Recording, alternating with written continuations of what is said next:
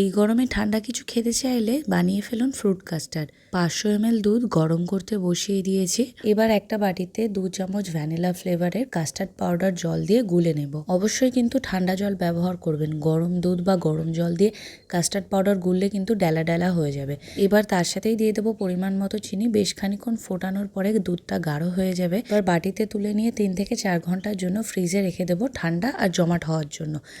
4 ঘন্টা পরে ফ্রিজ থেকে বার করে নিয়ে একটু ঘেটে নেব। দেখুন কতটা জমে গেছে। তারপরেই দিয়ে দেব পছন্দ মতো ফল।